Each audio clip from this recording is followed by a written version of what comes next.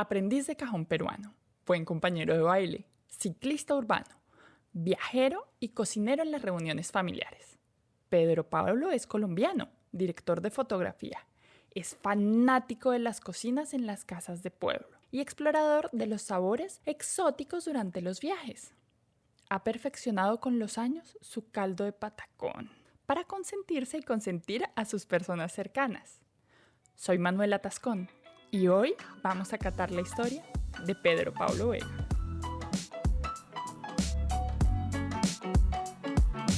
Hola Pedro, ¿cómo estás?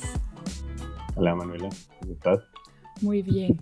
Cuéntame Pedro, yo quería saber un poquito cómo empieza tu historia o tu vínculo con la cocina, tanto con el espacio como con el hecho de cocinar.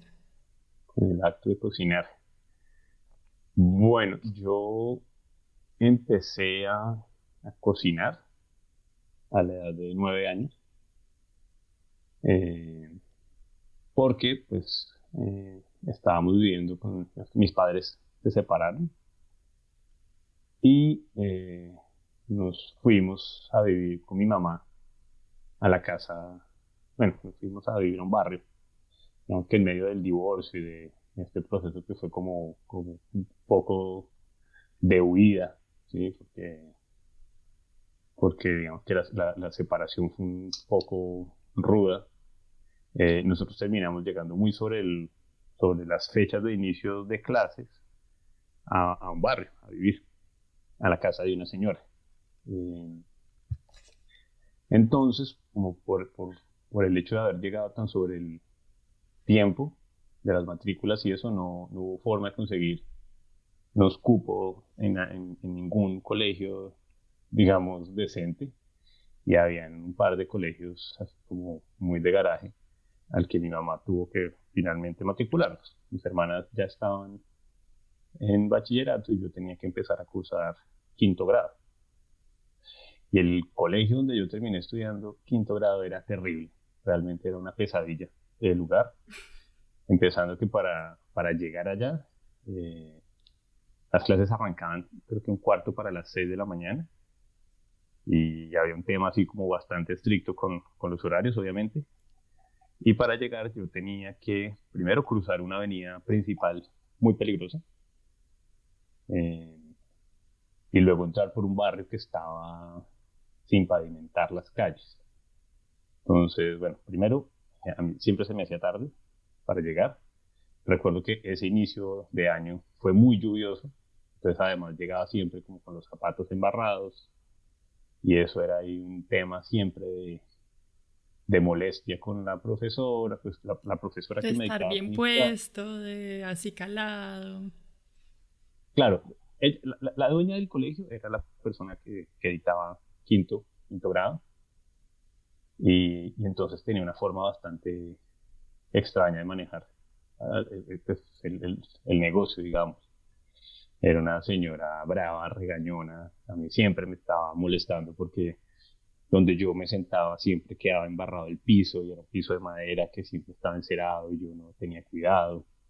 Eh, y yo que siempre fui un muy buen estudiante empecé a perder el interés por ir a clases. Sí, al mismo tiempo, mi mamá estaba un poco angustiada por el hecho de que tuviera que hacer ese recorrido tan peligroso para ir al colegio.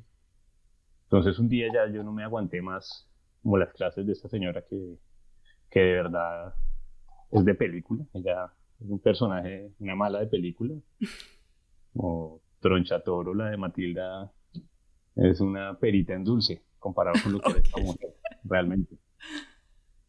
Una señora que llegaba a las primeras horas de clase, llegaba en pijama y Wow. después del descanso ya se cambiaba. Pero sí exigía que uno estuviera perfecto, puntual. Era, era, era terrible. Entonces, un día ya le dije a mi mamá como que no quería volver al colegio. Si no aguanto más. Ya no me aguanto más. Como yo creo que estuve allá asistiendo a clase 3 semanas, algo así. Ok. Le dije, yo ya no quiero volver al colegio.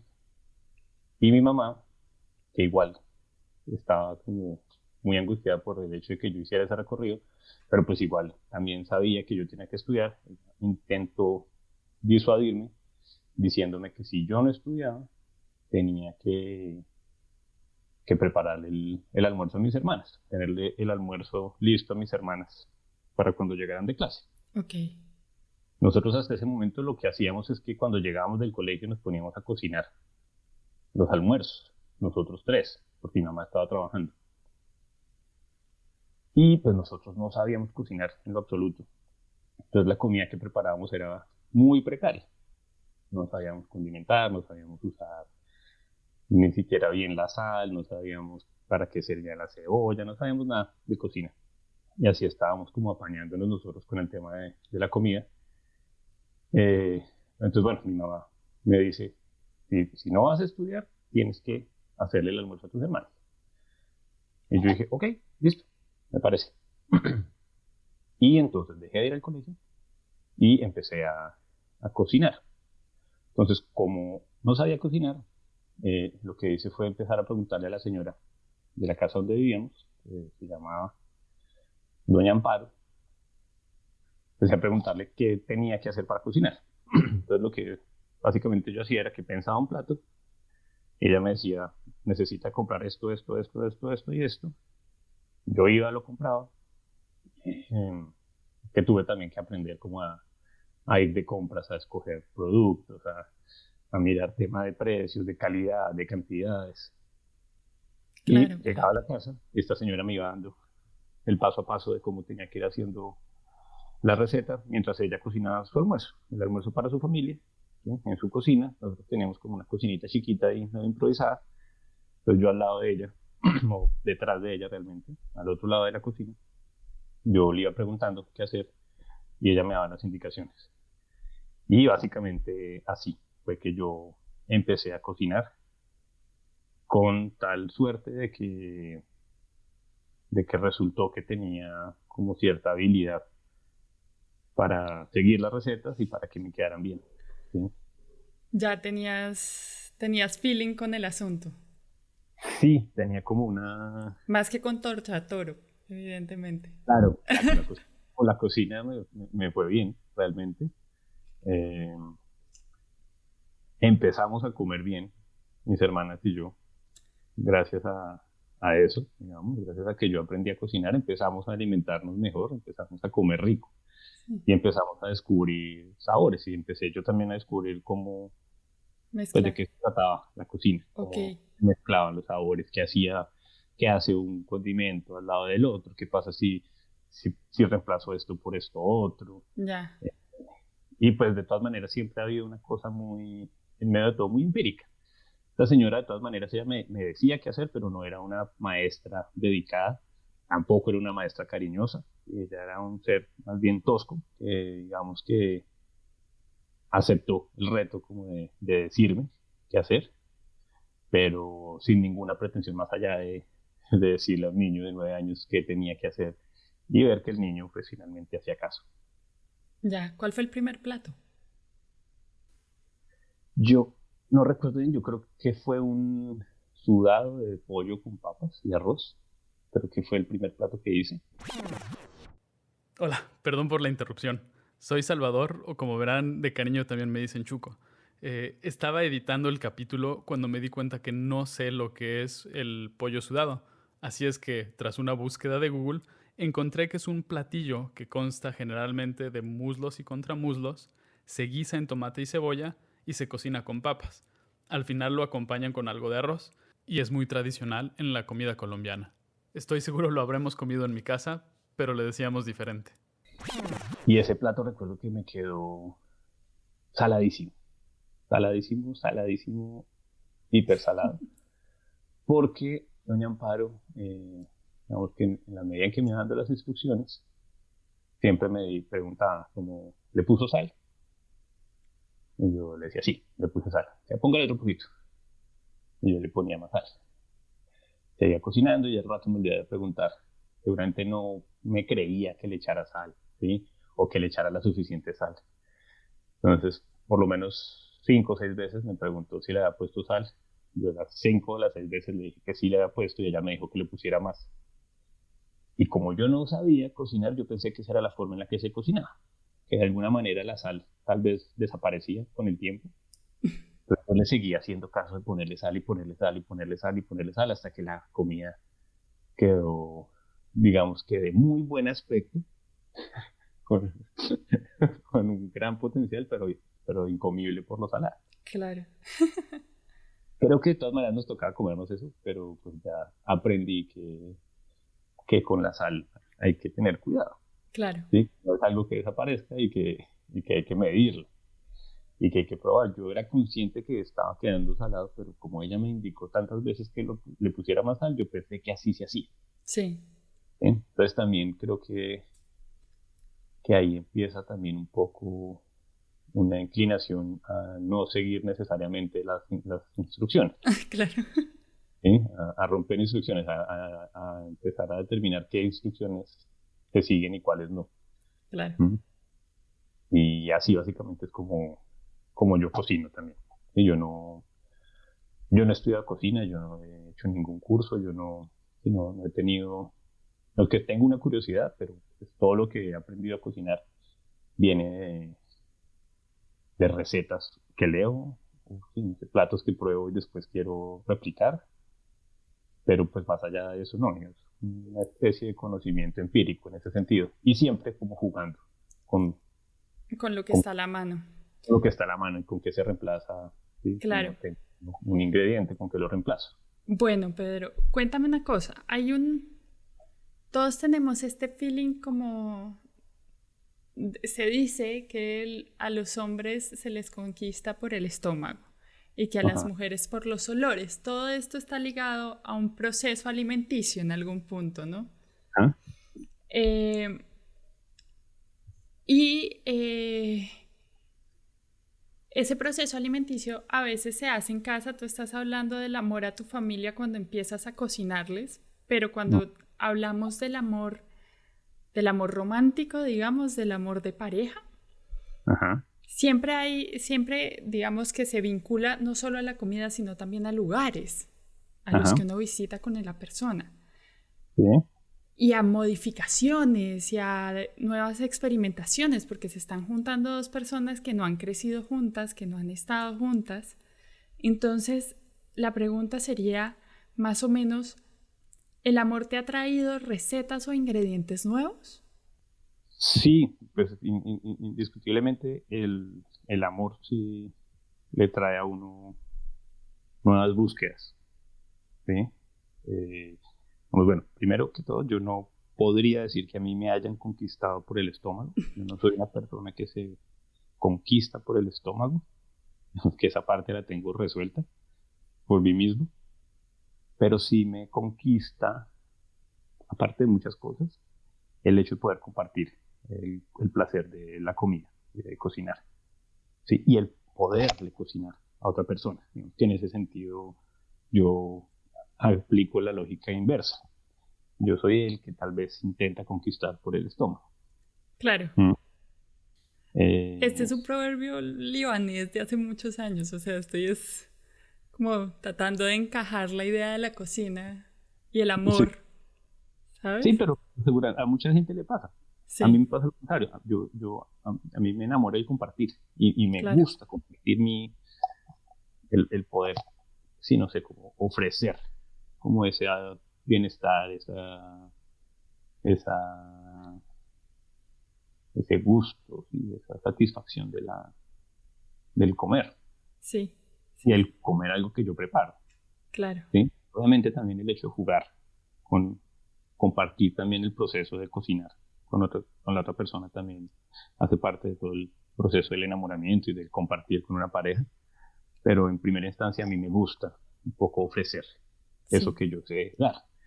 Y en ese sentido, pues en la medida que han llegado personas a la vida, pues hay que empezar a incorporar nuevos conocimientos, porque pues no a todo el mundo le gusta comer lo mismo que a uno, ¿sí? Entonces, por ejemplo, pues tuve una relación con una chica vegetariana y a partir de estar con ella aprendí a reemplazar la carne, en todo lo que yo preparaba. Entonces, digamos que durante ese periodo, al comienzo de ese periodo, fue un poco la tarea de cómo hago yo para ofrecerles lo que yo sé hacer sin involucrar carne. Entonces, agarrar todo mi repertorio de recetas, ¿sí? De conquista y reemplazar la carne por algo más, ¿sí? Igual, y encontrar que funcionara. Y creo que fue uno de los ejercicios más interesantes y más bonitos. Y yo, de hecho, le bajé un montón al consumo de carne a raíz de eso. Que hoy en día también entendí que no necesito estar comiendo carne todo el tiempo y me gusta, digamos, lo que descubrí al reemplazar la carne por otras cosas, sí, o simplemente al suprimirla. También, sí, porque también pasa. Por ejemplo, digamos que una de las características de lo que yo cocino, que por un lado tengo como un repertorio de cocina de mamá, cocina tradicional, casera, 100%. Menú 1, comida de mamá. Ajiacos, todo lo que es como comida tradicional casera, me queda muy bien. También porque eso fue como lo que empecé a hacer cuando era niño. Sí. Y es lo que llevo más tiempo haciendo. Entonces, lograr esas mismas recetas suprimiendo como las carnes, ¿sí? Pues ha sido un logro. Claro. Y también pues, descubrir cómo, por ejemplo, a los frijoles puede sobrarles el cerdo, realmente. Sí. Uno está acostumbrado a que se le pone cerdo, se le pone tocino, se pone una vaina así súper recargada, súper pesada, y después descubrir que posiblemente están mejor sin la carne. Claro. Que ya los frijoles por sí solos son suficientes. Que tiene un sabor particular que no se va a perder entre la carne también. Exacto, que no va a llegar algo a ponerse encima. Sí. Y eso pues definitivamente, digamos que lo descubrí, lo fui experimentando a raíz de esa relación, del querer también ofrecerle la comida a esta persona que no comía carne. Qué maravilla de historia, qué maravilla. Supe que por viajes, que has viajado mucho por trabajo, que supongo que por placer también has viajado mucho, pero, y tú mismo lo dices, siempre estás intentando replicar lo que pruebas. Yo quisiera saber qué viaje, si nos puedes narrar un poquito qué viaje fue así, como que tú digas, mi paladar estalló, o sea, ese día dije, o sea, este viaje me marcó. Pues yo creo que todos los viajes marcan de una manera u otra, ¿sí? De todos los viajes, creo que yo he regresado con la inquietud de lograr alguna receta o con el gusto intenso por algún plato que descubrí. Tal vez uno de los más impactantes por el choque que generó en mí fue, yo por trabajo tuve que viajar a Asia. Entonces, como conocer la comida vietnamita de verdad, la auténtica comida vietnamita que no es la comida vietnamita que nos vende Wok, ¿sí? Los sabores de Asia realmente, el picante que usan en Asia, los condimentos recargados y como, sí, también la simpleza de unas cosas acompañada por la saturación de sabores de otras. Para mí eso fue como un cambio, pues como un choque muy, muy importante, porque además fue descubrir que había estado engañado durante ese tiempo. Lo que yo pensaba que no era realmente tan así. Y que pues que obviamente entendiendo que si ellos lo vendieran auténtico, en Colombia seguramente nadie les compraría. Claro. Es muy fuerte para lo que nosotros estamos acostumbrados. Claro, las especias. El picante, también las carnes. O sea, hay una cosa que logra ser incluso más exuberante que la comida nuestra. Claro. ¿Sí? Allá todo es picante, todo es hiper picante. Todo es picante, de una manera que es casi que incomible. A mí me gusta mucho el picante, le pongo picante a todo, pero allá realmente sufría con el picante, ¿sí? Levantarse uno a desayunar y estar ya picado a las 6 de la mañana antes de salir a trabajar. Es muy temprano para andar picado. Muy temprano para tanto picante.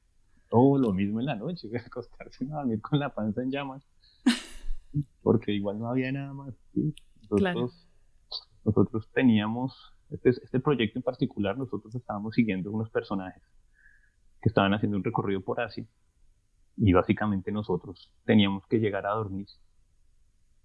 Nosotros llegábamos hasta donde llegaban los personajes en ese recorrido. Entonces, si los personajes llegaron a un punto en la mitad de la carretera, nosotros teníamos que buscar alojamiento cerca a donde estaban ellos. Muchas veces no habían restaurantes, entonces para eso te encontramos con unas neveras llenas de productos, jamones, atunes, pan, un montón de cosas para que pudiéramos comer si no había un restaurante a la mano. Y no había una sola lata de atún que no fuera hiperpicante, por ejemplo. Qué ¿Sí? raro, ¿no? Entonces, atún picante ya de entrada es como... Sí. Tú dices, bueno, vamos a hacer un sándwich de atún y coges un pan, le pones una lata de atún y está en llamas, realmente en llamas. Y todo, en general, todo era muy recargado. Fuerte. De allá igual, aunque uno de los recuerdos más bonitos fue haber comido un pad thai de verdad a orillas del Mekong, creo que se llama ese río, que es el río que separa, si no estoy mal, Laos y Tailandia. Ok. Entonces ahí, en un puestico, a orilla del río, probé el pad thai de verdad. Y digamos que es uno de mis platos favoritos hoy en día. Claro. Que Flipaste. intento, sí, el sabor de ese pad thai no es cosa del otro mundo, pero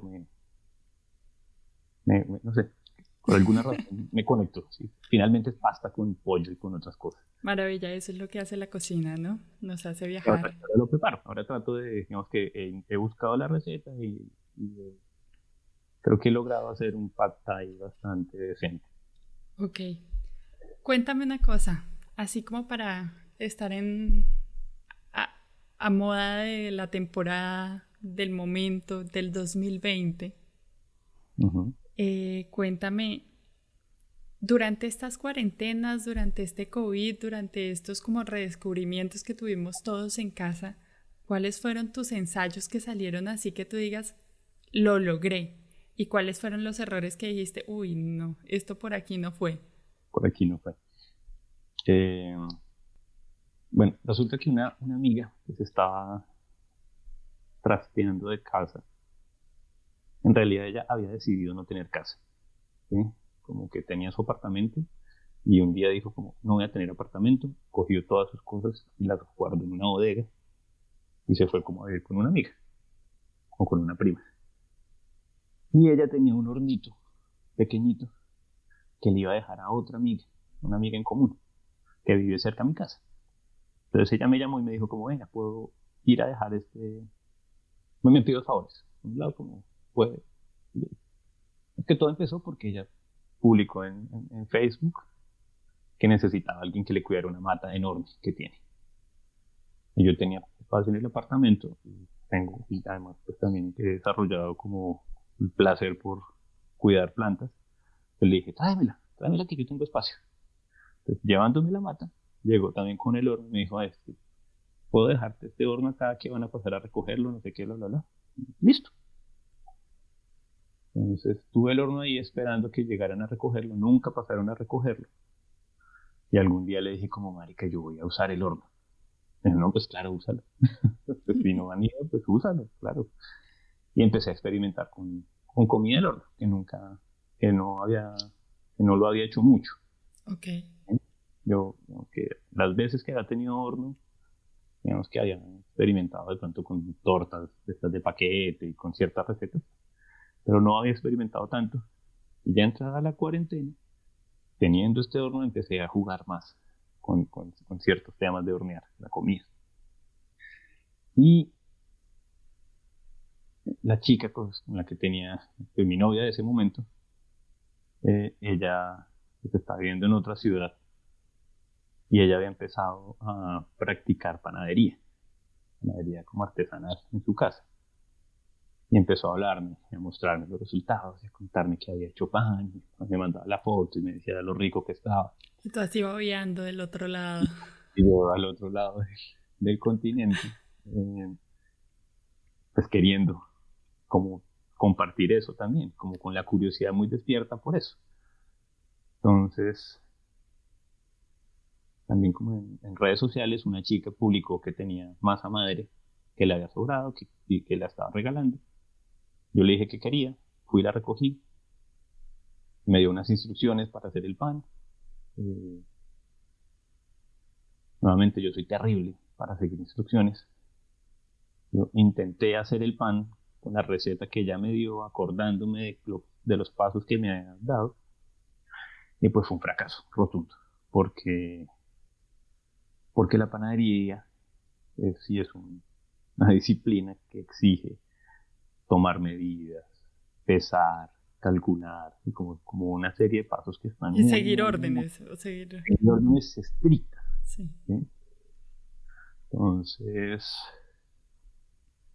que yo comenté el fracaso con mi exnovia, y ella me dijo como, no, pues es que, claro, pues es que eso no va a funcionar si lo haces así, al ojo, al tanteo, y eso no va a funcionar nunca, ¿sí?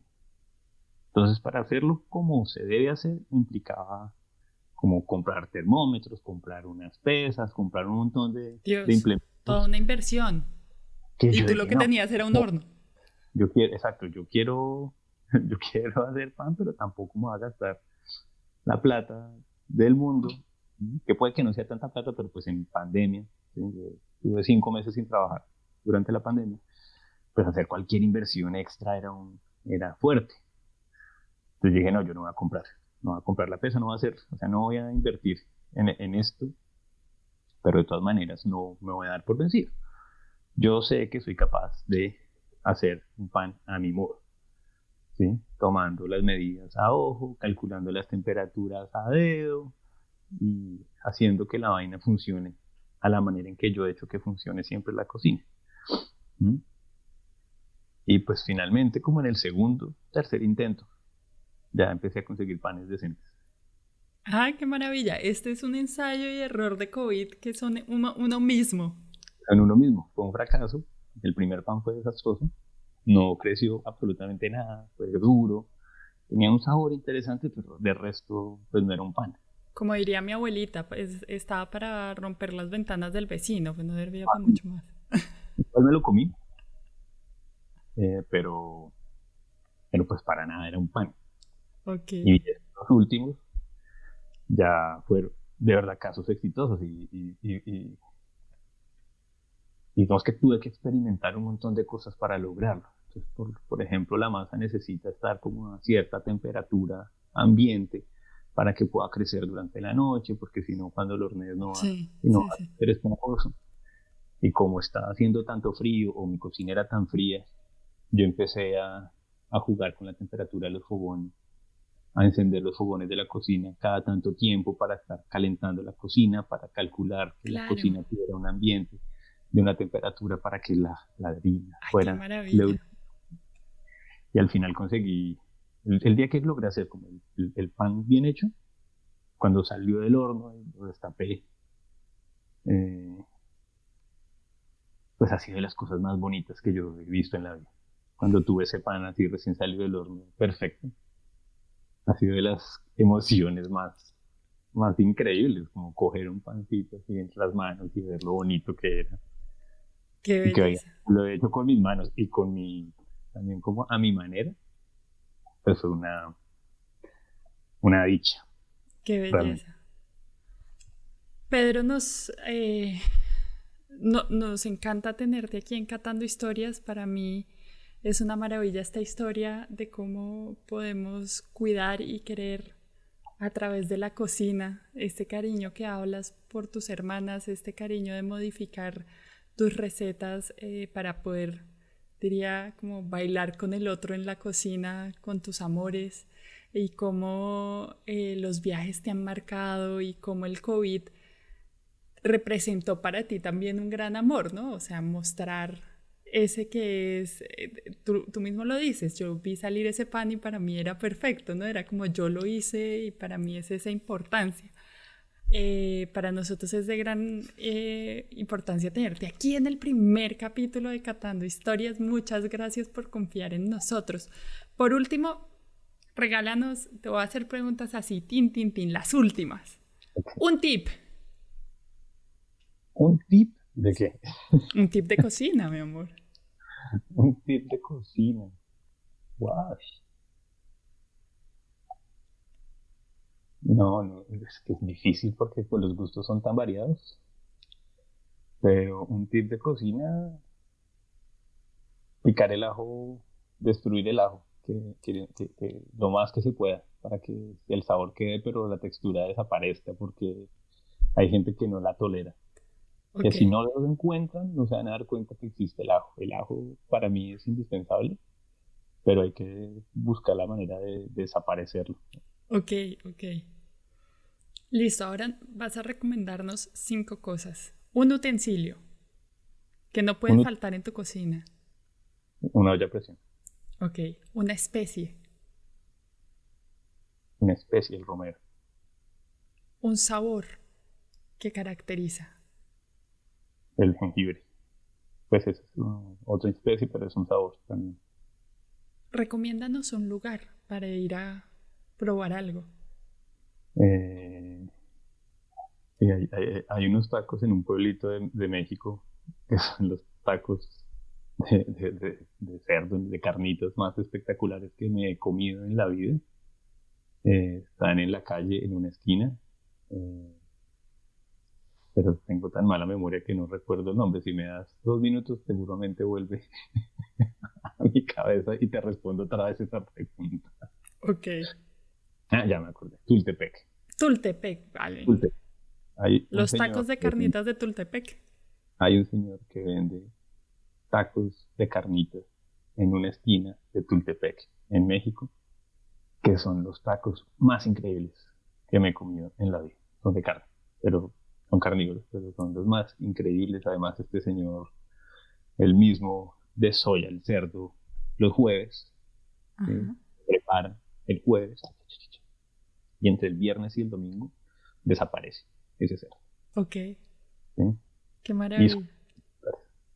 La última, una cocina, un espacio físico que te parezca ideal para cocinar, una cocina que tú recuerdes, que digas, y debes conocer muchas por las grabaciones, pero una que tú digas, ese lugar era increíble, quiero cocinar ahí algún día, o que tú conozcas y digas, ese es el lugar que a mí me gusta.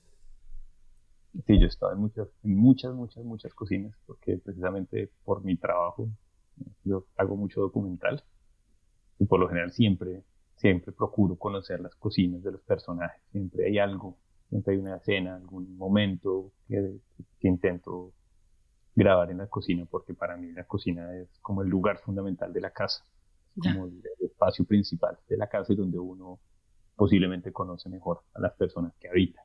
Entonces siempre estoy como escarbando las cocinas, mirando cómo son. Tengo una fascinación por esos espacios, por cómo la luz entra en las cocinas, por cómo las organizan, por los colores, por todo eso. Una cocina, la mamá de un amigo tiene un hostal en el Pantano de Vargas, en Boyacá. Frente al monumento del Pantano de Vargas, tú cruzas, hay un parqueadero, y lo primero que ves es esta casita colonial, que tiene las casitas afuera y echa humo y ahí como...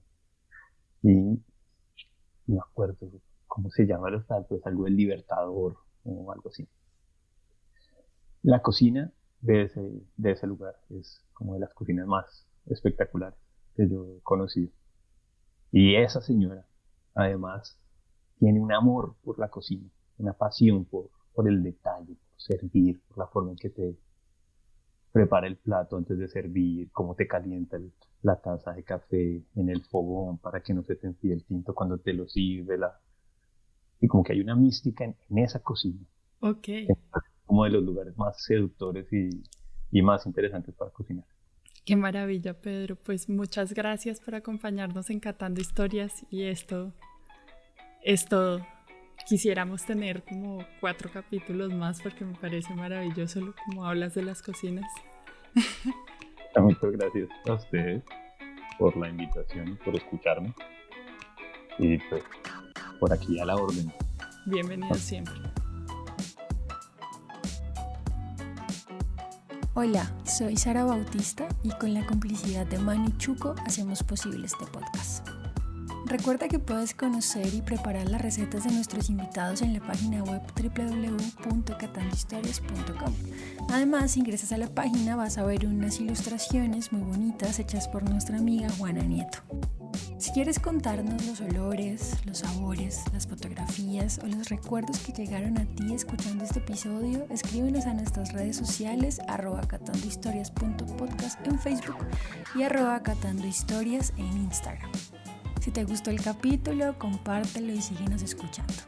Catando Historias es grabado en de la S a la